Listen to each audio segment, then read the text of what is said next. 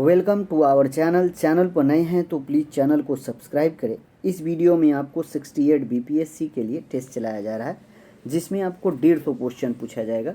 जो बच्चा 100 के आसपास क्वेश्चन बना रहा है, यानी वो अपनी तैयारी बहुत अच्छा कर चुका है। टेस्ट को ज़रूर बनाएं, क्योंकि बनाने से आपको कॉन्फिडेंट ज़रूर मिलेगा। और क्योंकि अब एग्ज़ाम में 10 दिन बचा हुआ है, तो टेस्ट बनाना बहुत ज़रूरी है।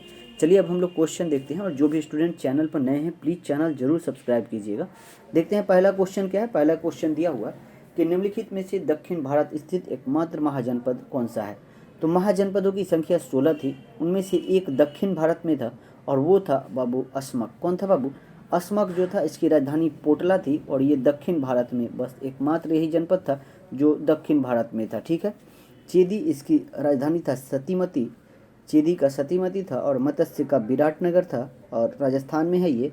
कंपोज का हाटक होगा। ठीक है। अगला क्वेश्चन देखते हैं। अगला क्वेश्चन है कि निम्नलिखित में से किसके राज्य दरबार में मेगास्थनीज ने एक राजदूत के रूप में सेवा की थी। तब मेगास्थनीज ने एक राजदूत के रूप में सेवा किया था किनके दरबार में? तो याद रखिएगा, ये चंद्रगुप्त मौर्य के दरबार में। किनके दरबार में? तो चंद्रगुप्त मौर्य। राइट आंसर कौन सा हो जाएगा? वो ऑप्शन ई। अगला क्वेश्चन देखते हैं कि किताबुल यामिनी की रचना किसने की है। किताबुल यामिनी का बात है तो किताबुल यामिनी की रचना बाबू किसने किया है? तो ये आपको उतबी ने किया है। कौन किया है? उतबी। राइट आंसर कौन सा हो जाएगा? ये ऑप्शन सी। अगला क्वेश्चन है कि विजयनगर राज्य की स्थापना हरिहर और बुक्का ने की है। तो विजयनगर साम्राज्य की स्थापना हरिहर बुक्का ने किया है। अब पूछ रहा है इस कब किया था, तो कब किया था बाबू? तो ये आपको 1336 में। कब? 1336 में विजयनगर साम्राज्य की स्थापना 1336 में हुआ था। तो राइट आंसर कौन सा हो जाएगा? वो ऑप्शन डी। अगला क्वेश्चन देखते हैं कि निम्नलिखित में से किस अधिनियम के अंतर्गत कंपनी के कर्मचारियों को निजी व्यापार करने पर प्रतिबंध लगा दिया गया था। जो कंपनी के कर्मचारी थे उनको निजी व्यापार पर प्रतिबंध किस अधिनियम के तहत लगाया गया था? तो याद रखिएगा, यहाँ पे व्यक्तिगत का बात कर रहा है, निजी का बात कर रहा है, तो ये रेगुलेटिंग एक्ट 1773 हो जाएगा। रेगुलेटिंग एक्ट 1773 के तहत उन लोग को निजी व्यापार पर प्रतिबंध लगाया गया था। ठीक है। अगर कंपनी के व्यापार पर कब प्रतिबंध लगाया गया? तो 1813 में चीन और चाय के साथ व्यापार को छोड़कर सारे पर प्रतिबंध लगा दिया गया और 1833 में पूरा प्रतिबंध लगा दिया गया था। अगला क्वेश्चन हम लोग देखते हैं कि रंगपुर विद्रोह कहाँ हुआ था। तो रंगपुर विद्रोह कहाँ हुआ था बाबू? तो रंगपुर विद्रोह जो हुआ था वो आपको बंगाल में हुआ था। कहाँ हुआ था? रंगपुर विद्रोह जो था एक जमींदारों के खिलाफ किसान विद्रोह था, जो ये बंगाल में हुआ था। कहाँ हुआ था? बंगाल में। अगला क्वेश्चन देखते हैं कि निम्नलिखित में से कौन जस्टिन विद्रोह से जुड़े हुए हैं। यहाँ जस्टिन विद्रोह से बोल रहा है कि कौन जुड़े हुए। तो जस्टिन विद्रोह जो था ना, ये आपको किधर हुआ था? तो ये आपको दक्षिण भारत में हुआ था, मद्रास में। ठीक है। और ये लगभग 1915-16 के आसपास हुआ था। और बोल रहा है कि कौन सा इसमें जुड़े हुए थे। यहाँ पे 3 लोग जुड़े हुए थे। कौन? तो CN मुदलियार और TM नायर और त्यागराज शेट्टी। तो इसका राइट आंसर जो हो जाएगा वो ऑप्शन ई हो जाएगा। कौन? Option E. अगला क्वेश्चन देखते हैं। अगला क्वेश्चन है कि 1937 में संपन्न प्रांतीय चुनाव में निम्नलिखित में से किस प्रांत में कांग्रेस को सरकार नहीं बनाया था। कांग्रेस कौन सा प्रांत में इसमें से सरकार नहीं बनाया था, यही बात कर रहा है। तो याद रखिए, कांग्रेस तो 5 ऐसे प्रांत थे जहाँ उसको पूर्ण बहुमत मिला था। एक था उसमें मद्रास, एक था संयुक्त प्रांत, एक था मध्य प्रांत, एक था बिहार और एक था उड़ीसा। और इसमें जो बंगाल है और पंजाब, यहाँ पे कांग्रेस की सरकार नहीं थी। ठीक है। तो इसका राइट आंसर जो हो जाएगा वो ऑप्शन ई हो जाएगा, क्योंकि बंगाल और पंजाब में कांग्रेस की सरकार नहीं थी। तो राइट आंसर ऑप्शन बी। अगला क्वेश्चन देखते हैं। अगला क्वेश्चन है कि किसने निष्क्रिय विरोध का सिद्धांत का प्रतिपादन किया है। तो निष्क्रिय विरोध का सिद्धांत का प्रतिपादन किसने किया है बाबू? तो ये आपको अरविंदो घोष ने किया है। जिस ऑप्शन इसमें नहीं दिया गया है, तो इसका राइट आंसर कौन सा हो जाएगा? इसका राइट आंसर जो हो जाएगा वो ऑप्शन ई हो जाएगा। ठीक है। निष्क्रिय विरोध सिद्धांत प्रतिपादन अरविंदो घोष ने किया है। कौन किया? अरविंदो घोष। अगला क्वेश्चन देखते हैं कि भारत छोड़ो आंदोलन के दौरान कहाँ समानांतर सरकार की स्थापना नहीं हुई थी का बात कर रहा है। तो देखो, तामलुक बंगाल में तो हुआ था, सतारा में सबसे ज़्यादा दिन चला था, यहाँ भी हुआ था, बलिया में भी हुआ था। गोरखपुर में भारत छोड़ो आंदोलन के दौरान समानांतर सरकार की स्थापना नहीं हुआ था। तो राइट आंसर जो होगा वो ऑप्शन सी होगा। अगला क्वेश्चन है कि पॉलीगारों का विद्रोह कहाँ हुआ था। कौन सा विद्रोह का बात कर रहा है? तो पॉलीगारों का विद्रोह का बात कर रहा है, जो ये लगभग 1801 से चला था, आज के आसपास चला था 1801 से, और बहुत लंबा चला था। ये 1856 के आसपास तक चला था। ठीक है। और ये था तमिलनाडु में चला था। कहाँ पे? तमिलनाडु। राइट आंसर जो हो जाएगा वो ऑप्शन ए। अगला क्वेश्चन देखते हैं कि कांग्रेस जिस अधिवेशन में पहली बार राष्ट्रगान का बात कर रहा है, राष्ट्रगान गाया, उसके अध्यक्ष कौन थे। तो कब गाया था? तो 1911 में कोलकाता अधिवेशन हुआ था, उसी समय पहली बार राष्ट्रगान गाया गया था। और उस समय बीसन नारायण धर जो थे कांग्रेस के अध्यक्ष थे। कौन थे बाबू? बीसन नारायण धर राइट आंसर हो जाएगा ऑप्शन बी। अगला क्वेश्चन है कि लंदन में कर्जन वायली की हत्या का संबंध है। तो लंदन में कर्जन वायली की हत्या मदन लाल ढींगरा ने किया था। कौन? मदन लाल ढींगरा 1909 में लंदन में कर्जन वायली की हत्या किए थे। तो राइट आंसर ऑप्शन ई। अगला क्वेश्चन देखते हैं। अगला क्वेश्चन है कि निम्नलिखित में से कौन भारत छोड़ो आंदोलन की विशेषता नहीं थी? देखो, भारत छोड़ो आंदोलन जो 1942 में हुआ था उसकी बहुत सारी विशेषता थी। जैसे उसमें था कि हिंसात्मक कार्रवाई, ये था आपको समानांतर सरकारें भी स्थापित हुई थी, स्वस्फूर्त विद्रोह भी हुआ था और भूमिगत कार्रवाई। यहाँ पे चारों जो ऑप्शन दिया हुआ है ये सब भारत छोड़ो आंदोलन की विशेषता थी। और यहाँ पे नहीं का पूछ रहा है तो इनमें से कोई ऐसा नहीं है कि विशेषता नहीं थी। तो इसका राइट आंसर कौन सा हो जाएगा? वो ऑप्शन ई होगा। अगला क्वेश्चन देखते हैं। अगला क्वेश्चन है कि तीनों गोलमेज सम्मेलन में भाग लेने वाले व्यक्ति का पूछ रहा है। तो तीनों गोलमेज सम्मेलन में यहाँ पे 2 लोग भाग लिया था, एक तेज बहादुर सप्रू और एक बी.आर. अम्बेडकर। बी.आर. अम्बेडकर जो थे और तेज बहादुर सप्रू, ये तीनों गोलमेज सम्मेलन में भाग लिए थे। और बी.आर. अम्बेडकर जो थे ये इनका दल था इंडिपेंडेंट लेबर पार्टी, और सप्रू जो थे तेज बहादुर सप्रू वो लेबर पार्टी का प्रतिनिधित्व कर रहे थे। ठीक है। अगला क्वेश्चन, तो दोनों जब मिल जाएगा तो कौन सा आंसर होगा? ऑप्शन ई आंसर हो जाएगा। ठीक है। अगला क्वेश्चन देखते हैं कि चतुर्थ बौद्ध संगीत कनिष्क के शासनकाल में प्रथम शताब्दी में कश्मीर के कुंडलवन में हुआ था, आयोजित किए गए थे। इसके अध्यक्ष का बात कर रहा है। तो चतुर्थ बौद्ध संगीत का जो अध्यक्ष थे बाबू, तो वो थे आपको वसुमित्र थे। कौन थे बाबू? वसुमित्र। राइट आंसर कौन सा हो जाएगा? वो ऑप्शन बी हो जाएगा। Option B is right answer. अगला क्वेश्चन देखते हैं। अगला क्वेश्चन है कि भगत सिंह एवं बुटकेश्वर दत्त ने केंद्रीय विधानसभा में बम कब फेंका था? तो केंद्रीय विधानसभा में जो बम फेंके थे वो आपको 8 अप्रैल 1929 को फेंके थे। तो राइट आंसर कौन सा हो जाएगा? वो ऑप्शन ए। और कौन? बुटकेश्वर दत्त और भगत सिंह फेंके थे। ठीक है। अगला क्वेश्चन देखते हैं कि किस गवर्नर जनरल ने अफगानिस्तान के प्रति फॉरवर्ड नीति का अनुसरण किया था? तो अफगानिस्तान के प्रति फॉरवर्ड नीति का अनुसरण किसने किया था?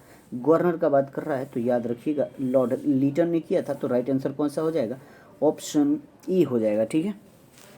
अगला क्वेश्चन देखते हैं कि द इंडियन नेशन समाचार पत्र की स्थापना निम्नलिखित में से किसने की है? The Indian nation. तो द इंडियन नेशन किनका है बाबू? तो द इंडियन नेशन महाराजा कमेश्वर सिंह का है। किनका है? महाराजा कमेश्वर सिंह। राइट आंसर कौन सा हो जाएगा? ऑप्शन सी। दरभंगा के महाराजा थे कमेश्वर सिंह, इन्होंने द इंडियन नेशन नामक समाचार पत्र का प्रकाशन किया था। तो राइट आंसर ऑप्शन सी। अगला क्वेश्चन देखते हैं कि काकोड़ी कांड को निम्नलिखित में से किस संगठन के क्रांतिकारी ने अंजाम दिया था?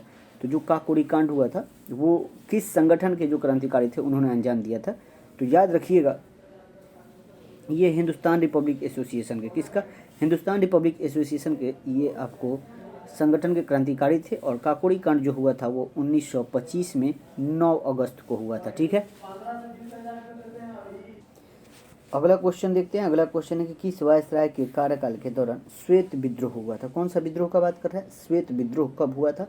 बोल रहा है किस वायसराय के कार्यकाल में हुआ था। तो याद रखिएगा ये लॉर्ड रिपन के, किसके? Lord Ripon. राइट आंसर जो हो जाएगा वो ऑप्शन बी होगा। कौन? Option B. क्यों ऑप्शन बी क्यों होगा? क्योंकि इसका कार्यकाल जो था वो 1880 से 84 तक था। और जो इल्बर्ट बिल आया था उसी इल्बर्ट बिल 1883 में यही लाया था। और इसी को श्वेत विद्रोह कहा जाता है। ठीक है। इल्बर्ट बिल जो पास किया था और इस पर अंग्रेजों ने खिलाफ हुआ था, अंग्रेज खिलाफ हुए थे, इसलिए इसको श्वेत विद्रोह कहा जाता है। तो लॉर्ड रिपन के समय। ठीक। अगला क्वेश्चन देखते हैं कि द्वैत शासन प्रणाली का जन्मदाता निम्नलिखित में से कौन है? तो द्वैत शासन प्रणाली का जन्मदाता किसको माना जाता है बाबू? तो याद रखिएगा ये किसको माना जाता है? तो याद रखिएगा लियोनल कार्टिस को माना जाता है। किसको? लियोनस कार्टिस को माना जाता है। राइट आंसर कौन सा हो जाएगा? ये ऑप्शन डी हो जाएगा। जो लियोनेल कार्टिस ने को द्वैत शासन प्रणाली का जन्मदाता माना जाता है। ठीक है। और लॉर्ड क्लाइव ने 1765 में बंगाल में द्वैत शासन प्रणाली लागू किया था, जो 1772 में वारेन हेस्टिंग ने उसको हटाया था। ठीक है। अगला क्वेश्चन देखते हैं कि चौरा चौरी कांड कब हुआ था? तो चौरा चौरी कांड जब हुआ था, कब हुआ था बाबू?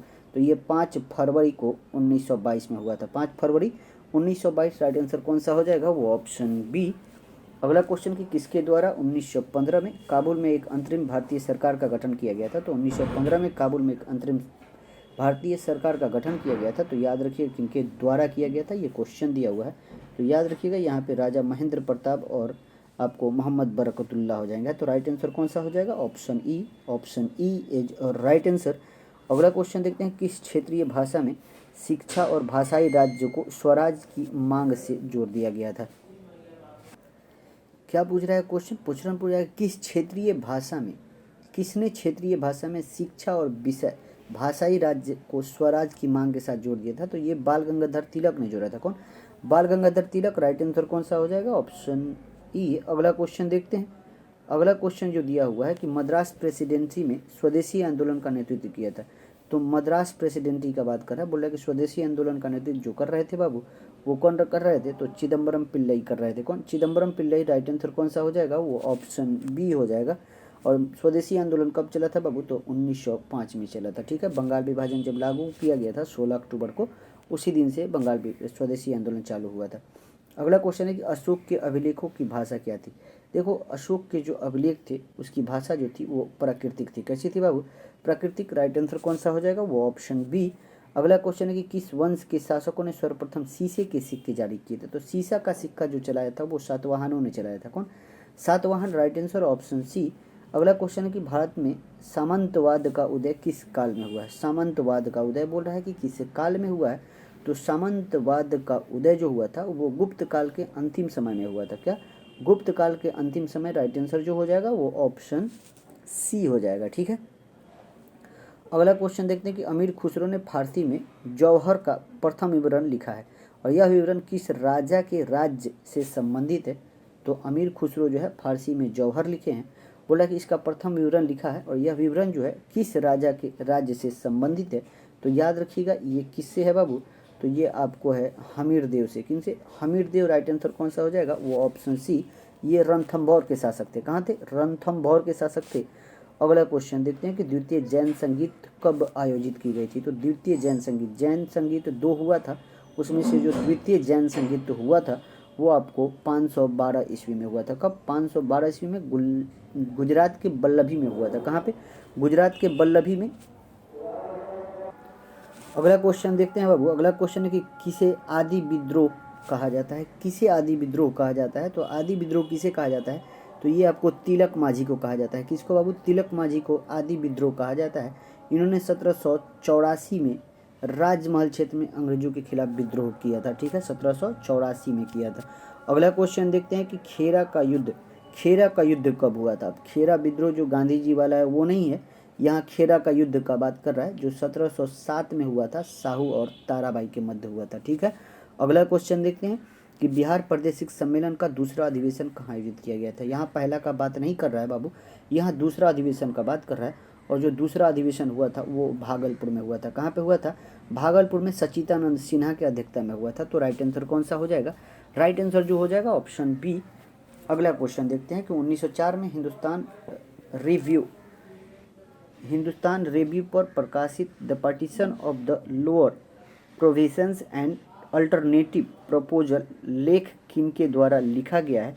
तो ये लेख किनके द्वारा लिखा गया है बाबू? तो ये आपको सच्चिदानंद सिन्हा के द्वारा। किनके द्वारा? सच्चिदानंद सिन्हा। राइट आंसर जो हो जाएगा ऑप्शन सी। अगला क्वेश्चन हम लोग देखते हैं। अगला क्वेश्चन है कि पटना लॉ वीकली के संपादक, तो पटना लॉ वीकली के जो संपादक हैं वो कौन है बाबू? तो डॉक्टर राजेंद्र प्रसाद है। कौन है? Doctor Rajendra Prasad. Right answer option E. अगला क्वेश्चन है कि 1915 में मुस्लिम लीग के बम्बई अधिवेशन की अध्यक्षता किसके द्वारा किया गया था? तो 1915 में जो हुआ था उसकी अध्यक्षता किए थे मौलाना मजहरुल हक के द्वारा। तो राइट आंसर कौन सा हो जाएगा? Option D. अगला क्वेश्चन हम लोग देखते हैं। अगला क्वेश्चन दिया हो कि गंगा के मैदान की में उर्वरता बने रहने का कारण क्या है? तो गंगा के मैदान में लगातार उर्वरता बने रहने का जो कारण है वो आपको है वार्षिक बाढ़। क्या है बाबू? वार्षिक बाढ़ है। Right answer option C. अगला क्वेश्चन है कि निम्नलिखित में से कौन सही सुमेलित है? कौन सही सुमेलित है वो बात कर रहा है। यहाँ दिया उष्णकटिबंधीय सदाबहार मध्य गंगा, ये तो हो नहीं सकता। अल्पाइन राजस्थान, ये भी नहीं होगा। मैग्रोवन मध्य प्रदेश होगा ही नहीं क्योंकि ये, और उष्णकटिबंधीय आर्द्रपर्णपाती तराई क्षेत्र में पाया जाता है। तो राइट आंसर जो हो जाएगा वो ऑप्शन डी। अगला क्वेश्चन है कि कौन सी नदी असम और अरुणाचल प्रदेश की मध्य सीमा बनाती है? तो असम और अरुणाचल प्रदेश की मध्य सीमा बनाती है वो नदी के बारे में पूछ रहा है। तो याद रखिएगा इसमें जो संकोश नदी है ना, संकोश बहार ब्रह्मपुत्र की सहायक नदी है, ये असम और अरुणाचल की सीमा बनाती है। ठीक है, राइट आंसर देखते हैं। राइट आंसर ऑप्शन ए हो जाएगा। अगला क्वेश्चन देखते हैं। अगला क्वेश्चन है कि निम्नलिखित में किस भारतीय राज्य की सीमा बांग्लादेश से अंतर्राष्ट्रीय सीमा नहीं बनाती है? तो बांग्लादेश के साथ नहीं बनाती है। कौन सा राज्य? देखो यहाँ इसका राइट आंसर जो हो जाएगा ऑप्शन ई हो जाएगा। और ऑप्शन ई क्यों होगा? क्योंकि पश्चिम बंगाल जो है बांग्लादेश के साथ सीमा तो बनाती ही है, उसके साथ त्रिपुरा इसमें जो दिया हुआ है त्रिपुरा भी बनाती है। तो 2 ऑप्शन दे दिया है, तो 2 राइट आंसर कौन सा? Option E. अगला क्वेश्चन देखते हैं कि पश्चिमी घाट के पर्वत श्रेणी किसका उदाहरण है? जो पश्चिमी घाट है उसके पर्वत श्रेणी किसका उदाहरण है? तो याद रखिएगा ये एक ब्लॉक पर्वत का उदाहरण है। तो राइट आंसर ऑप्शन बी होगा। अगला क्वेश्चन देखते हैं कि अंडमान निकोबार की सबसे ऊंची चोटी सैडल पीक किस द्वीप पर स्थित है? तो अंडमान निकोबार की सबसे ऊंची चोटी है सैडल पीक, जिसकी ऊंचाई जो है वो 732 मीटर है और ये उत्तरी अंडमान में है। कहाँ पे है बाबू? उत्तरी अंडमान। अगला क्वेश्चन देखते हैं कि 2014 से 24 संयुक्त राष्ट्र द्वारा किस दशक के रूप में मनाया जा रहा है? तो 14 से 24 संयुक्त राष्ट्र के द्वारा किस दशक के रूप में मनाया जा रहा है? तो याद रखिएगा ये आपको निर्वहनीय ऊर्जा दशक के रूप में, निर्वहनीय ऊर्जा दशक, राइट आंसर ऑप्शन बी। अगला क्वेश्चन है कि किसी पिंड का भार अधिकतम होता है? तो किसी भी पिंड का भार जो है वो अधिकतम ध्रुव पे होता है। कहाँ पे? ध्रुव पर। राइट आंसर कौन सा हो जाएगा? Option B. अगला क्वेश्चन देखते हैं। अगला क्वेश्चन दिया हुआ है कि बिहार में प्रवाहित होने वाली निम्न नदियों में से उत्तर की ओर प्रवाहित होने वाली कौन सी नदी है? उत्तर की ओर प्रवाहित होने वाली की बात कर रहा है कि कौन है? यहाँ पे दिया है बागमती, ये दक्षिण में बह जाती है, कमला भी दक्षिण, गंडक भी और कोसी भी। तो राइट आंसर कौन सा हो जाएगा? Option E.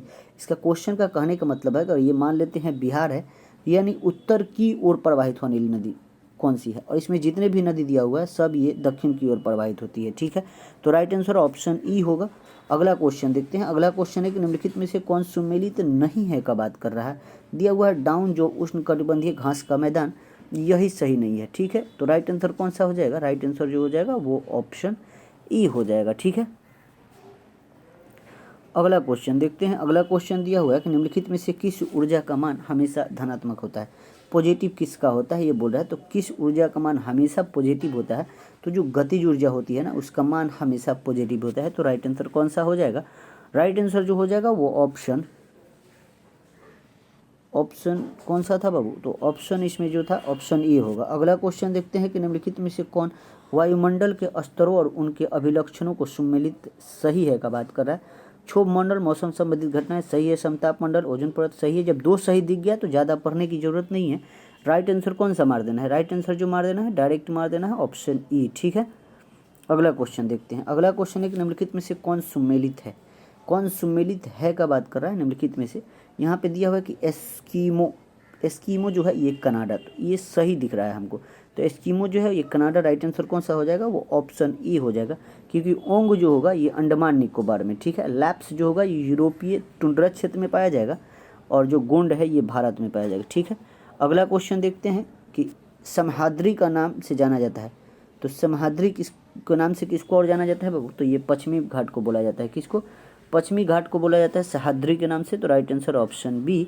अगला क्वेश्चन है कि निम्नलिखित में से कौन प्रायद्वीपीय पठार का भाग नहीं है? प्रायद्वीपीय जो पठार है उनके भाग इनमें से कौन नहीं है? ये क्वेश्चन दिया हुआ है। यहाँ पे दिया हुआ है कि गारो पहाड़ी, खासी पहाड़ी, जयंतिया और करबी अंगलोंग पहाड़ी दिया हुआ है। और ये जो जितने पहाड़ी दिया हुआ है ये सारे पहाड़ियाँ जो हैं ये प्रायद्वीपीय पठार के भाग हैं। तो ठीक है, तो राइट आंसर कौन सा हो जाएगा? वो ऑप्शन ई हो जाएगा। इन्हें सम्मिलित रूप से मेघालय का पठार, ये जो जितने पहाड़ी है इनको मेघालय के पठार के नाम से जाना भी जाता है। अगला क्वेश्चन देखते हैं कि बिहार के निम्न जिलों में किस जिले में पिडमोइड स्वैप मिट्टी पाई जाती है? तो पिडमोइड स्वैप मिट्टी ये 66वीं का भी क्वेश्चन है, तो याद रखिएगा ये पश्चिमी चंपारण में पाई जाती है। तो राइट आंसर जो हो जाएगा वो ऑप्शन कौन सा? ऑप्शन सी हो जाएगा, ऑप्शन सी। अगला क्वेश्चन देखते हैं कि यूकाटन स्टेट किन 2 देशों को जोड़ता है? कौन सा स्टेट का बात कर रहा है? तो यूकाटन जोड़ता है मैक्सिको और क्यूबा को। किसको? मैक्सिको और क्यूबा। राइट आंसर जो होगा ऑप्शन ए होगा। अगला क्वेश्चन है कि डेन्यूब नदी किस जगह गिरती है? तो डेन्यूब कहाँ गिरती है ये बात कर रहा है। तो डेन्यूब काला सागर में गिरती है। कहाँ पे गिरती है? डेन्यूब नदी जो है वो काला सागर में गिरती है। तो राइट आंसर जो हो जाएगा वो ऑप्शन बी, और ये निकलती है ब्लैक फॉरेस्ट से। ठीक है, अगला क्वेश्चन देखते हैं कि जब भारतीय रिजर्व बैंक नगद आरक्षित अनुपात में वृद्धि की घोषणा करता है तो इसका क्या मतलब होता है? दिया हुआ है कि जब आरबीआई नगद आरक्षित अनुपात में वृद्धि करता है तो याद रखिएगा जो वाणिज्य बैंक होंगे उनके पास उधार देने के लिए कम पैसा होगा। ठीक है, तो इसका राइट आंसर ऑप्शन ई होगा। कौन सा? Option E. अगला क्वेश्चन देखते हैं। अगला क्वेश्चन है कि लॉरेंज वक्र किसके बारे में है? लॉरेंज वक्र का उपयोग किसी अर्थव्यवस्था असमानता के स्तर को मापने के लिए किया जाता है और यह निम्न में से किसके बीच के रिश्ते को दर्शाता है? तो याद रखिएगा, ये जनसंख्या समूह और उनके संबंधित आय वाले श्रेय को दर्शाता है। तो राइट आंसर जो हो जाएगा वो ऑप्शन बी होगा। ठीक है। अगला क्वेश्चन है कि निम्नलिखित में से कौन सरकारी बजट में एक पूंजी प्राप्ति है? जो सरकारी बजट आता है उसमें पूंजी प्राप्ति इनमें से कौन सा है, ये पूछ रहा है। तो याद रखिएगा, इसमें सरकार द्वारा जनता से लिया गया उधार जो है वो आपको एक पूंजी कर है। तो राइट आंसर जो हो जाएगा वो ऑप्शन डी होगा। अगला क्वेश्चन देखते हैं कि जिन मूल्यों पर सरकार सार्वजनिक वितरण प्रणाली को बनाए रखने और बफर स्टॉक बनाने के लिए खाद्यान्न खरीदती है उसे इस रूप में जाना जाता है। किस रूप में जाना जाता है बाबू? तो याद रखिएगा, ये आपको अधिप्राप्ति मूल्य के रूप में जाना जाता है। तो राइट आंसर ऑप्शन बी। अगला क्वेश्चन देखते हैं कि भारत में व्यापक मुद्रा निम्नलिखित में से कौन शामिल है? व्यापक मुद्रा में कौन शामिल है, ये क्वेश्चन है। तो व्यापक मुद्रा में आपको कौन सा शामिल है बाबू? तो याद रखिएगा, जनता के साथ मुद्रा ये तो होगा, बैंकों के पास डिमांड डिपॉजिट ये भी होगा, और बैंकों के पास सावधि जमा, ये तीनों हो जाएगा। तो राइट आंसर कौन सा हो जाएगा? ऑप्शन बी हो जाएगा। आरबीआई के साथ अन्य जमा जो है वो नहीं होगा व्यापक मुद्रा में। अगला क्वेश्चन देखते हैं कि निम्नलिखित में से कौन सा सार्वजनिक ऋण के घटक हैं? कौन सा सार्वजनिक ऋण के घटक हैं, ये बात कर रहा है। तो यहाँ पे दिया हुआ है कि सार्वजनिक उधारी, ट्रेजरी बिल और आरबीआई जारी प्रतिभूति, ये तीनों हो जाएगा। ठीक है। तो राइट आंसर जो होगा ऑप्शन डी होगा। अगला क्वेश्चन देखते हैं हम लोग।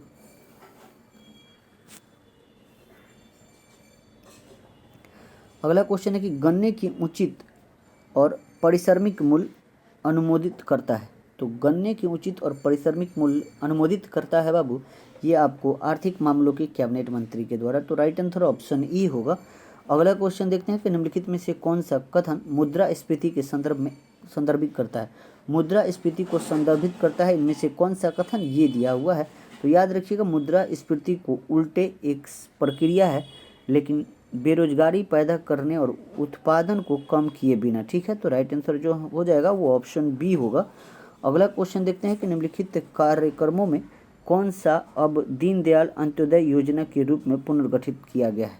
तो बोला कि निम्नलिखित कार्यों में से अब कौन दीनदयाल अंत्योदय योजना के रूप में पुनर्गठित किया गया है, ये पूछ रहा है। तो याद रखिएगा, ये आपको हो जाएगा राष्ट्रीय ग्रामीण आजीविका मिशन। ठीक है। राष्ट्रीय ग्रामीण आजीविका mission, right answer option B. अगला क्वेश्चन देखते हैं कि बैंक दर वह दर है। कौन सा? बैंक दर वह दर है जिस पर भारतीय रिजर्व बैंक निम्न को ऋण प्रदान करता है। तो किन को प्रदान करता है बाबू? तो ये आपको वाणिज्यिक बैंकों को करता है। ठीक है। बैंक दर वह दर है जो रिजर्व बैंक वाणिज्यिक बैंकों को ऋण प्रदान करता है। तो राइट आंसर ऑप्शन बी। अगला क्वेश्चन देखते हैं। अगला क्वेश्चन है कि केवल मूल्य में वृद्धि के कारण राष्ट्रीय आय में वृद्धि को कहा जाता है। तो केवल मूल्य में वृद्धि के कारण राष्ट्रीय आय के वृद्धि को क्या कहा जाता है? तो ये आपको नॉमिनल राष्ट्रीय आय वृद्धि कहा जाता है। क्या कहा जाता है? नॉमिनल राष्ट्रीय आय वृद्धि। अगला क्वेश्चन देखते हैं कि अर्थशास्त्र या वाणिज्य के संदर्भ में गिल्ट एज्ड बाजार क्या है? तो गिल्ट एज्ड बाजार क्या है बाबू? तो ये आपको एक सुरक्षित बाजार है जैसा कि सरकारी प्रतिभूति। तो राइट आंसर जो हो जाएगा वो ऑप्शन सी होगा। क्या होगा? Option C. अगला क्वेश्चन हम लोग देखते हैं कि विधान जो परिषद होता है उसके कुल सदस्य में से कितने सदस्य राज्य में रह रहे स्नातकों द्वारा निर्वाचित किया जाता है? तो स्नातकों के द्वारा 1/12। कितना? 1/12 जो होता है वो स्नातकों के द्वारा। तो राइट आंसर कौन सा हो जाएगा? ऑप्शन ई हो जाएगा। ठीक है। अगला क्वेश्चन देखते हैं। अगला क्वेश्चन है कि निम्नलिखित में से किस समिति का संबंध पंचायती राज्य से नहीं है? दिया हुआ है कि GV.K. राव समिति, ये तो पंचायती से ही है। लक्ष्मीमल सिंधु ये भी है। PK थुंगन ये भी है। दांतेवाला समिति, यहाँ पे जितने समिति दिया गया है ये सारे समिति जो हैं ये आपको पंचायती राज्य से संबंधित हैं। ठीक है। तो राइट आंसर ऑप्शन ई होगा। ठीक है। अगला क्वेश्चन है कि निम्नलिखित में से कौन सा कार्य भारतीय चुनाव आयोग नहीं करता है? तो भारतीय चुनाव आयोग कौन सा नहीं काम करता है? तो याद रखिएगा, पंचायतों का चुनाव भारतीय चुनाव आयोग नहीं कराता है। तो राइट आंसर जो हो जाएगा वो ऑप्शन ई हो जाएगा। अगला क्वेश्चन है कि निम्नलिखित में से किसकी अध्यक्षता प्रधानमंत्री के द्वारा किया जाता है?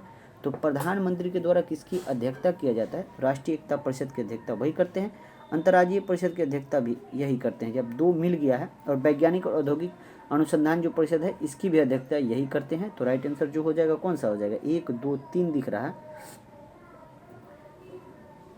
और फिर क्षेत्रीय परिषद भी दिख रहा है। जो चारों ऑप्शन जो है ये चारों ऑप्शन यही करते हैं, तो राइट आंसर जो हो जाएगा क्षेत्रीय परिषद की अध्यक्षता आपको करते हैं, क्षेत्रीय परिषद के तहत केंद्रीय गृह मंत्री करते हैं, केंद्रीय गृह मंत्री करते हैं। यहाँ पे 3 कथन सत्य है और 1 2 3 सत्य है। यहाँ पे कोई ऑप्शन में 1 2 3 नहीं दिया है, तो ऑप्शन ई मार देना है। कौन? ऑप्शन ई मार देना है। अगला क्वेश्चन देखते हैं कि संविधान और विधि के परीक्षण, संरक्षण और प्रतिरक्षण का शपथ ग्रहण करते हैं, तो याद रखिएगा ये कौन करते हैं? तो राष्ट्रपति। कौन? राष्ट्रपति जो होता है, राष्ट्रपति संविधान के विधि के परीक्षण और संरक्षण और प्रतिरक्षण के शपथ लेते हैं, तो राइट आंसर ऑप्शन बी। अगला क्वेश्चन है कि लोकसभा की कोई सदस्य निम्न में से किससे संबोधित करके अपना त्याग पत्र देता है, तो याद रखिएगा ये किसको संबोधित करता है बाबू? तो लोकसभा के अध्यक्ष को संबोधित करके अपना त्याग पत्र देता है। अगला क्वेश्चन देखते हैं कि अविश्वास प्रस्ताव के संदर्भ में निम्नलिखित में से कौन सा कथन सही है का बात कर रहा है, तो याद रखिएगा लोकसभा में इसे स्वीकार करने के कारण बताना अनावश्यक नहीं है। ठीक है, तो राइट आंसर कौन सा हो जाएगा? ऑप्शन डी हो जाएगा, क्योंकि लोकसभा में इसे स्वीकार करने का कारण बताना आवश्यक नहीं है। ठीक है, अगला क्वेश्चन देखते हैं कि निम्नलिखित में से कौन सा युग्म सुमेलित नहीं है का बात कर रहा है। नहीं है सुमेलित वो पूछ रहा है।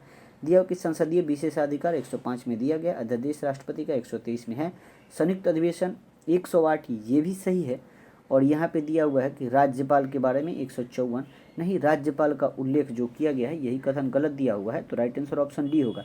इसका उल्लेख 153 में किया गया है राज्यपाल का उल्लेख। ठीक है, अगला क्वेश्चन हम लोग देखते हैं। अगला क्वेश्चन दिया है कि विधान परिषद के कुल सदस्यों में कितने सदस्य अप्रत्यक्ष रूप से यानी इनडायरेक्ट रूप से चुने जाते हैं, ये क्वेश्चन दिया हुआ। तो याद रखिएगा 5/6 सदस्य जो होता है वो इनडायरेक्ट रूप से चुने जाते हैं। कितने? 5/6 सदस्य जो होते हैं वो इनडायरेक्ट रूप से। राइट आंसर कौन सा हो जाएगा? वो ऑप्शन ई हो जाएगा। कौन? Option E is right answer. अगला क्वेश्चन देखते हैं। और 1/6 सदस्य होता है, इसमें 5/6 तो हो गया आपको इनडायरेक्ट, और 1/6 सदस्य जो होता है ये राज्यपाल मनोनीत करते हैं। कौन? राज्यपाल मनोनीत करते हैं।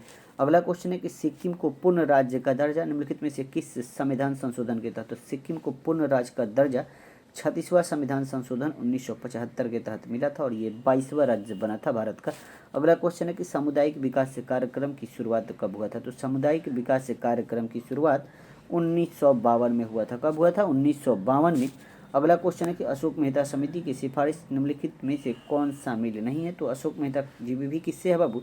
ये पंचायती से है, और बोल रहा है कि इसमें से कौन सा सिफारिश जो है वो उससे नहीं है। तो यहाँ दिया हो कि किसी स्तर पर कोई आरक्षण का प्रावधान नहीं होना, यही हो जाएगा। ठीक है, राइट आंसर जो हो जाएगा वो ऑप्शन सी हो जाएगा। अगला क्वेश्चन देखते हैं। अगला क्वेश्चन है कि संसद सदस्यों का निर्भरता या अज्ञता का प्रश्न पर निर्णय लेता है, तो कौन निर्णय लेता है बाबू? तो याद रखिएगा ये लेते हैं आपको भारतीय निर्वाचन आयोग के परामर्श पर राष्ट्रपति। कौन? भारतीय निर्वाचन आयोग के परामर्श पर राष्ट्रपति। राइट आंसर जो होगा ऑप्शन डी। अगला क्वेश्चन देखते हैं हम लोग। अगला क्वेश्चन दिया हुआ है कि भारतीय निर्वाचन आयोग के अनुसार एक राष्ट्रीय दल के रूप में मान्य होने के लिए एक राजनीतिक दल को कितने राज्यों में मान्यता प्राप्त राजनीतिक दल के रूप में होना चाहिए? तो कम से कम कितने राज्य बाबू? तो कम से कम 4 राज्य में। कितने? कम से कम 4 राज्य में। तो राइट आंसर जो हो जाएगा वो ऑप्शन सी हो जाएगा। कौन सा? Option C. अगला क्वेश्चन है कि धातुओं को सक्रियता श्रेणी में सबसे अधिक क्रियाशील धातु, तो धातुओं की सक्रियता श्रेणी में सबसे अधिक क्रियाशील धातु है, तो वो कौन सा है बाबू? तो वो आपको है पोटेशियम। कौन है? पोटेशियम। राइट आंसर जो हो जाएगा वो ऑप्शन बी। अगला क्वेश्चन देखते हैं कि निम्नलिखित में से कौन सा बल प्राकृतिक में सबसे शक्तिशाली बल माना जाता है? तो प्राकृतिक में सबसे शक्तिशाली बल जो है वो आपको नाभिकीय बल माना जाता है। कौन? नाभिकीय बल प्राकृतिक में सबसे शक्तिशाली बल माना जाता है। तो राइट आंसर कौन सा हो जाएगा? ऑप्शन ई होगा। अगला क्वेश्चन देखते हैं। अगला क्वेश्चन दिया हुआ है कि यदि पृथ्वी का गुरुत्वाकर्षण बल अचानक लुप्त हो जाता है तो वस्तु के भार और द्रव्यमान में क्या अंतर पड़ेगा? तो याद रखिएगा गुरुत्वाकर्षण बल अचानक गायब हो जाएगा तो शरीर का वजन और द्रव्यमान दोनों शून्य हो जाता है। जो यहाँ पे क्या दिया है? वस्तु का भार शून्य हो जाएगा, यहाँ पे कोई नहीं दिया है, तो राइट आंसर ऑप्शन ई होगा, भार और द्रव्यमान दोनों शून्य हो जाएगा। ठीक है, अगला क्वेश्चन देखते हैं कि वह कौन सा मूल रंग है जिसे टीवी के पर्दे पर विभिन्न रंग प्रकट करता है? मूल रंग का बात कर रहा है, तो याद रखिएगा मूल रंग जो है वो लाल, हरा और नीला है। कौन है? इसको प्राथमिक रंग कहा जाता है। तो राइट आंसर जो हो जाएगा वो ऑप्शन ई होगा। अगला क्वेश्चन है कि निम्नलिखित में से कौन सा एक विटामिन सूर्य के प्रकाश में उपस्थित से त्वचा में बनता है। तो कौन सा आसान क्वेश्चन है, विटामिन डी जो बनता है ये आपको सूर्य के प्रकाश से ही बन जाता है। और अगला क्वेश्चन देखते हैं कि इनमें से कौन सा विषाणु जनित रोग नहीं है। विषाणु जनित रोग नहीं है का बात कर रहा है, तो याद रखिएगा इनमें से तो खसरा है, रेबीज भी है, पोलियो, क्षय रोग जो है यानी क्षय रोग जिसको टीबी कहा जाता है, जो ये बैक्टीरिया द्वारा होता है। किसके द्वारा होता है, बैक्टीरिया द्वारा, और इसमें आपको फेफड़ा प्रभावित होता है। अगला क्वेश्चन देखते हैं हम लोग कि परमाणु के नाभिक का आकार होता है। तो परमाणु का जो नाभिक होता है, नाभिक का अधिकार जो आकार होता है वो फर्मी मीटर में होता है, यानी 10 की पावर 15 हो जाएगा। 10 की पावर 15 मीटर राइट आंसर जो हो जाएगा वो ऑप्शन 10 की power -15 metre, option D is right answer. अगला क्वेश्चन है कि सिरका और बेकिंग सोडा की अभिक्रिया से क्या बनता है। तो सिरका और बेकिंग सोडा की अभिक्रिया कीजिएगा तो आपको CO2 बनेगा। क्या बनेगा, CO2। राइट आंसर जो हो जाएगा वो ऑप्शन बी हो जाएगा। ठीक है, अगला क्वेश्चन हम लोग देखते हैं। बोला है कि स्त्रियों के अंडाशय होते हैं, तो अंडाशय की संख्या कितनी होती है बाबू, तो 2 होती है। कितनी होती है, 2। Right answer option B. अगला क्वेश्चन है कि प्रकाश संश्लेषण के माध्यम से कुल स्थिरीकृत कार्बन डाइऑक्साइड का लगभग आधा भाग कौन सा स्थिरीकृत करता है। तो याद रखिएगा ये कौन करता है बाबू, तो ये आपको करता है शैवाल। कौन करता है, शैवाल। राइट आंसर जो हो जाएगा वो ऑप्शन सी होगा। अगला क्वेश्चन देखते हैं कि टिड्डी या तितली, बिच्छू, झींगा सभी किस संघ का उदाहरण है। तो ये सब आपको आते हैं बाबू आर्थ्रोपोडा में। किस में, आर्थ्रोपोडा में आते हैं। तो राइट आंसर ऑप्शन सी। अगला क्वेश्चन है कि क्रिस्टलीकरण किसका उदाहरण है। तो क्रिस्टलीकरण किसका उदाहरण है बाबू, तो क्रिस्टलीकरण एक उदाहरण है बाबू भौतिक परिवर्तन का। किसका, भौतिक परिवर्तन। Right answer option E. अगला क्वेश्चन हम लोग देखते हैं। अगला क्वेश्चन क्या दिया हुआ है कि स्ट्रेप्टोमाइसिन प्रतिजैविक किस जीवाणु से प्राप्त किया जाता है। तो स्ट्रेप्टोमाइसिन जो है एक प्रतिजैविक है, बोला है किस जीवाणु से प्राप्त किया जाता है। तो याद रखिएगा ये आपको स्ट्रेप्टोकोकस ग्रीसस से। ठीक है, तो इसका राइट आंसर ऑप्शन ए होगा। अगला क्वेश्चन है कि मटर के पौधे में कितने जोड़ी गुणसूत्र होते हैं। तो मटर के पौधे में बाबू 14 जोड़ी गुणसूत्र होते हैं। तो राइट आंसर कौन सा हो जाएगा, राइट आंसर जो हो जाएगा ऑप्शन बी होगा। ठीक है, ऑप्शन बी। अगला क्वेश्चन देखते हैं। अगला क्वेश्चन दिया हुआ है कि निम्नलिखित में कौन धमनी के संबंध में सही नहीं है। दिया हुआ कि यह रुधिर को हृदय से शरीर के सभी भाग में ले जाता है, ये तो सही है। ऑक्सीजन समृद्ध रक्त परिवहन है, ये भी सही है। इसमें रुधिर कम दाब के साथ धीरे धीरे बहता है। क्या बात कर रहा है, यहाँ धमनी का बात कर रहा है। धीरे धीरे नहीं बहता है बाबू, रुधिर जो होता है तेज बहता है। इनके दीवार मोटी तथा पेशीय होती है, मोटी भी होती है, पेशीय भी होती है। तो ये यहाँ पे देखो धीरे धीरे बहता है, नहीं यहाँ तेज बहता है। इसका राइट आंसर जो हो जाएगा वो ऑप्शन सी हो जाएगा, क्योंकि यहाँ पे पूछ रहा है कि यहाँ पे कौन सा सही नहीं है का बात कर रहा है। तो कौन सा नहीं है बाबू, तो ऑप्शन सी सही नहीं है। ठीक है, option C is right answer. अगला क्वेश्चन देखते हैं कि निम्न में से कौन सुमेलित नहीं है का बात कर रहा है। सुमेलित नहीं है का बात कर रहा है, माता पिता के रक्त समूह और बच्चों में संभावित रक्त बोल रहा है। ओ है ना, तो ओ रहेगा तो ओनली ओ होगा। ठीक है, ये तो सुमेलित है। ए है ना, तो ए रहेगा तो ए और ओ होगा। ठीक है, यहाँ पे ए और ओ होगा बच्चा में। बी है तो बी ओ होगा। ठीक है, बी है तो फिर ए बी और ए बी दिया हुआ है, तो ए बी और ठीक है ये भी सही है, ये भी सही है और ये भी सही है। बी रहेगा तो बी और बी रहेगा तो बी और ओ होगा, ये भी सही दिया हुआ है।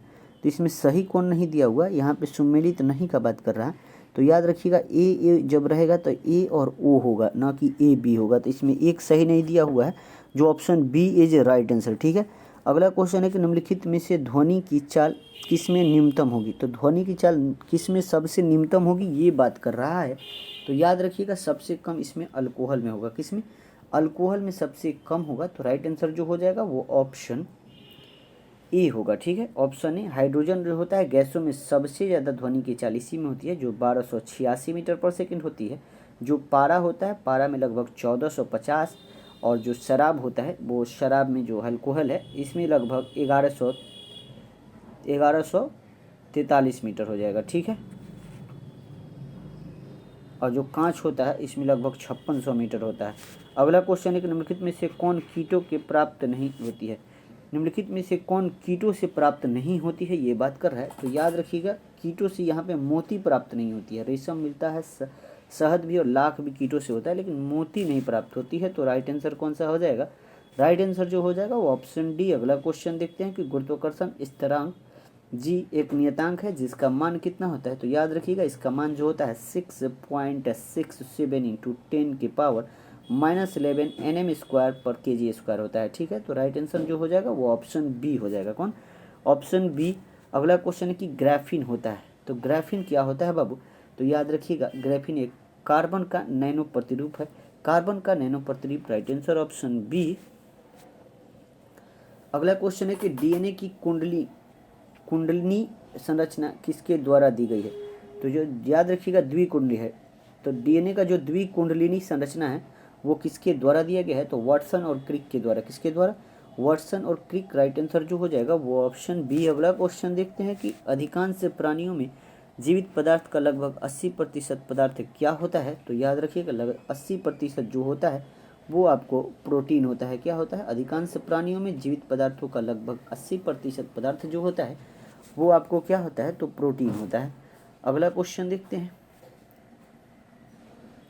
अगला क्वेश्चन दिया हुआ है कि पीएम पर्णम योजना निम्नलिखित में से किससे संबंधित है।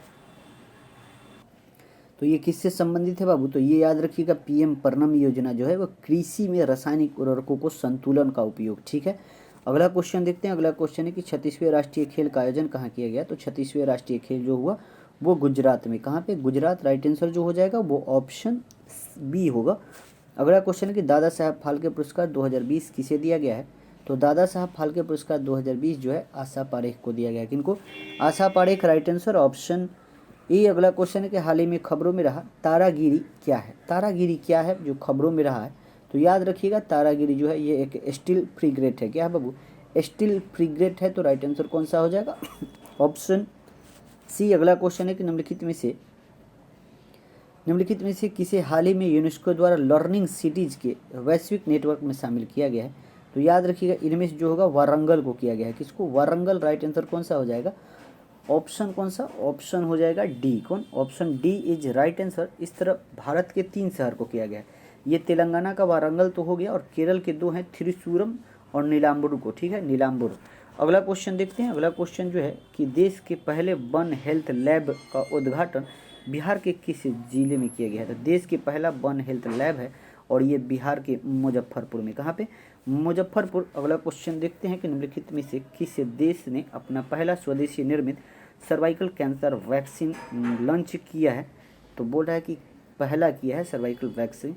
तो याद रखिएगा ये आपको भारत ही किया है। कौन? भारत। राइट आंसर जो हो जाएगा वो ऑप्शन सी। अगला क्वेश्चन, हाल ही में किसने संयुक्त राष्ट्र सुरक्षा परिषद की अध्यक्षता ग्रहण की है। तो संयुक्त राष्ट्र सुरक्षा परिषद की अध्यक्षता अभी घाना ने किया है। कौन? घाना ने अध्ययन किया है, ग्रहण किया है। अगला क्वेश्चन देखते हैं कि बिहार विधानसभा भवन के शताब्दी समारोह में मुख्य अतिथि कौन थे। तो जो बिहार विधानसभा जो है बोल रहा है उसके भवन शताब्दी समारोह में जो मुख्य अतिथि थे वो नरेंद्र मोदी थे। कौन थे बाबू? नरेंद्र मोदी। राइट आंसर जो हो जाएगा वो ऑप्शन ए। अगला क्वेश्चन देखते हैं हम लोग। अगला क्वेश्चन दिया हुआ कि विश्व की सबसे बड़ी पांडुलिपि पुस्तकालय कहाँ बनाया जा रहा है। तो पांडुलिपि पुस्तकालय विश्व की सबसे बड़ी बनाई जा रही है ये आपको गुजरात में। कहाँ पे? गुजरात में। Right answer option C. अगला क्वेश्चन है कि प्रोजेक्ट जोरावर शुरू किया गया है। तो प्रोजेक्ट जोरावर किसके द्वारा शुरू किया गया है बाबू? तो याद रखिएगा प्रोजेक्ट जोरावर भारतीय सेना के द्वारा। किसके द्वारा? भारतीय सेना के द्वारा। राइट आंसर ऑप्शन ई होगा। अगला क्वेश्चन देखते हैं कि हाल ही में भारत की पहली खारे पानी से जलने वाली LED लालटेन रोशनी किसके द्वारा लॉन्च किया गया है। तो याद रखिएगा ये आपको लॉन्च किया गया है जितेंद्र सिंह के द्वारा। ठीक है, और ये खारे पानी से जलने वाली एक लालटेन है उसका नाम रोशनी रखा गया है। ठीक है, अगला क्वेश्चन देखते हैं। अगला क्वेश्चन है कि फल्गु नदी पर भारत का सबसे लंबा रबर बांध कितने अनुमानित लागत से बनाया गया है। तो याद रखिएगा जो ये 324 करोड़ से बना है। कितना? और ये फल्गु नदी पर बना है, भारत का सबसे लंबा रबर बांध है। ठीक है, 324 करोड़ रुपया लगा है। अगला क्वेश्चन है कि मध्य प्रदेश के कूनो पालपुर राष्ट्रीय उद्यान में कितने अफ्रीकी चीते लाकर छोड़े गए थे। ये याद रखिएगा ये कितने लाए थे बाबू, तो 8 गो लाया गया था। 8 राइट आंसर कौन सा हो जाएगा, वो ऑप्शन सी हो जाएगा, और नामीबिया से लाया गया था। अगला क्वेश्चन देखते हैं कि डायमंड लीग खिताब जीतने वाले पहले भारतीय एथलेटिक, तो डायमंड लीग खिताब जीतने वाले पहले भारतीय एथलेटिक जो हैं वो हैं आपको नीरज चोपड़ा, जो जेवेलियन थ्रो कितना किए थे, तो 88.44 मीटर। ठीक है, अगला क्वेश्चन देखते हैं हम लोग। अगला क्वेश्चन जो दिया हुआ है कि कौन सा बैंक भारत में इलेक्ट्रॉनिक बैंक गारंटी EVG जारी करने वाला पहला बैंक है, तो याद रखिएगा ये कौन सा बैंक है बाबू, ये आपको HDFC है। कौन है, HDFC, right answer option C. अगला क्वेश्चन देखते हैं कि किस फिल्म को 2023 के 95वें ऑस्कर अकादमी पुरस्कार के लिए भारत का एक आधिकारिक प्रविष्टि की घोषणा की गया है, तो ये आपको छेल्लो को, किसको, छेल्लो से को किया गया है, तो राइट आंसर ऑप्शन ई। अगला क्वेश्चन देखते हैं कि SCO शिखर सम्मेलन 2022 हाल ही में कहाँ आयोजित किया गया, तो जो SCO शिखर सम्मेलन 2022 वाला हुआ ये आपको उज्बेकिस्तान में हुआ। कहाँ पे, Uzbekistan, right answer option D, Uzbekistan के समरकंद में हुआ था। अगला क्वेश्चन देखते हैं कि राज्य ऊर्जा एवं जलवायु सूचकांक 2022 में कौन सा राज्य टॉप पर था, याद रखिएगा इसमें आपको गुजरात टॉप पे था। कौन था, गुजरात टॉप पे था, राइट आंसर जो हो जाएगा वो ऑप्शन ए। अगला क्वेश्चन देखते हैं कि भारत का पहला पशु स्वास्थ्य शिखर सम्मेलन हाल ही में कहाँ आयोजित किया गया, तो भारत का पहला पशु स्वास्थ्य शिखर सम्मेलन कहाँ आयोजित किया गया, तो ये आपको नई दिल्ली में। कहाँ पे, नई Delhi, right answer option C. अगला क्वेश्चन देखते हैं कि विश्व ओजोन दिवस, तो विश्व ओजोन दिवस कब मनाया जाता है, तो ये 16 सितंबर को मनाया जाता है, तो राइट आंसर जो ऑप्शन सी। अगला क्वेश्चन है कि वैश्विक भूख सूचकांक में भारत का स्थान, तो याद रखिएगा हंगर इंडेक्स में भारत का स्थान जो है वो 107वें स्थान पर है। कितना, 107वें स्थान पर है, कितने देश में, तो 121 देश में 107वें स्थान पर भारत का रैंकिंग है हंगर इंडेक्स में। अगला क्वेश्चन है कि नजला बोर्डेन रामधाने किस देश की पहली प्रधानमंत्री बनी है, तो नजला बोर्डेन और रामधाने जो है ये ट्यूनीशिया की, किसकी, ट्यूनीशिया की जो है पहली महिला प्रधानमंत्री है।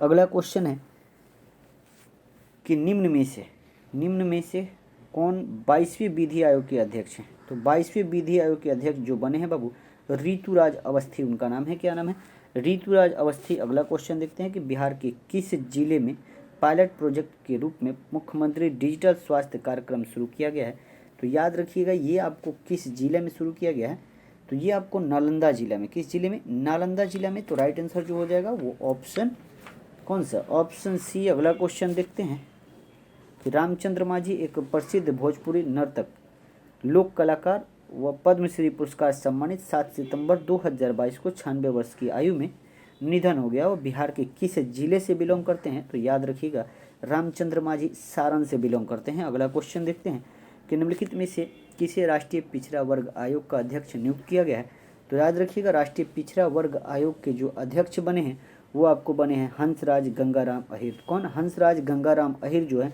वो राष्ट्रीय पिछड़ा वर्ग आयोग के अध्यक्ष नियुक्त किए गए हैं। अगला क्वेश्चन हम लोग देखते हैं। अगला क्वेश्चन है कि जगदीप धनखड़ भारत के उपराष्ट्रपति जो बने हैं वो कितने क्रम के हैं, तो ये 14वें क्रम के बने हैं। अगला क्वेश्चन देखते हैं। अगला क्वेश्चन है कि ऋषि सुनक को हाल ही में यूके की 97वें प्रधानमंत्री के रूप में चुना गया है, वो निम्नलिखित में से किस पार्टी से संबंधित है, तो याद रखिएगा उनका जो पार्टी है वो कंजर्वेटिव पार्टी से, किससे है, कंजर्वेटिव पार्टी, राइट आंसर जो हो जाएगा वो ऑप्शन ये हो जाएगा। अगला क्वेश्चन है कि 1835 में पहला जिला स्कूल कहाँ खोला गया था, तो 1835 में पहला जिला स्कूल कहाँ खोला गया था, तो ये आपको पटना में खोला गया था। कहाँ पे, पटना में, राइट आंसर जो हो जाएगा वो ऑप्शन ए होगा, सॉरी ऑप्शन सी। अगला क्वेश्चन है कि 2020-21 में गेहूं के उत्पादकता के मामले में बिहार का कौन सा जिला टॉप पर रहा है, तो याद रखिएगा ये आपको रोहतास रहा है। कौन, रोहतास। अगला क्वेश्चन हम लोग देखते हैं, यहाँ 20-21 में गेहूं के उत्पादकता के मामले में बिहार का कौन सा जिला टॉप पे रहा है, तो गेहूं उत्पादकता में आपको बेगूसराय रहा, रोहतास नहीं, सॉरी बेगूसराय रहा, क्योंकि 20-21 का बात कर रहा है, तो याद रखिएगा 20-21 में सबसे ज़्यादा वही हो जाएगा, कौन, बेगूसराय। अगला क्वेश्चन देखते हैं। अगला क्वेश्चन जो है कि बिहार के निम्न में से कौन सा जिला मक्का के फसल का मुख्य उत्पादक है, तो मक्का फसल में मुख्य उत्पादक कटिहार है। कौन है, कटिहार। अगला क्वेश्चन है कि केंद्रीय बजट 2022-23 में कितनी राशि परिव्यय से raising and accelerating MSME performance programme शुरू करने की योजना किया गया है। तो ये आपको 6,000 करोड़ से, कितना, 6,000 करोड़ से। अगला क्वेश्चन देखते हैं। अगला क्वेश्चन है केंद्रीय बजट 2022-23 में वर्ष 2022-23 में कितने स्किलिंग ई लैब्स की स्थापना की जाएगी। तो ये आपको कितना बाबू, तो 75 किया जाएगा, 75। अगला क्वेश्चन देखते हैं। अगला क्वेश्चन की भारतीय वन स्थिति रिपोर्ट 2021 के अनुसार बिहार में वृक्षावरण है, वृक्षावरण का बात कर रहा है। तो बिहार में जो वृक्षावरण है वो 2341 वर्ग किलोमीटर है। कितना है, 2341 वर्ग किलोमीटर। अगला क्वेश्चन देखते हैं कि भारतीय वन स्थिति रिपोर्ट 2021 के अनुसार सर्वाधिक वनावरण प्रतिशत वाला राज्य या केंद्र शासित प्रदेश। तो ये आपको लक्षद्वीप है। कौन है बाबू, लक्षद्वीप। राइट आंसर जो हो जाएगा वो ऑप्शन कौन सा होगा, ये। अगला क्वेश्चन देखते हैं। अगला क्वेश्चन जो दिया हुआ है कि भारतीय वन स्थिति रिपोर्ट 2021 के अनुसार भारत का कुल वृक्षावरण, यहाँ भारत का कुल वृक्षावरण पूछ रहा है, तो याद रखिएगा 95,748 किलोमीटर स्क्वायर हो जाएगा। Right answer option C. अब यहाँ से मैथ के क्वेश्चन है जो हम छोड़ देते हैं। चलिए देखते हैं अब हम लोग। अगला वीडियो में मिलेंगे हम आपसे। जय हिंद, जय भारत।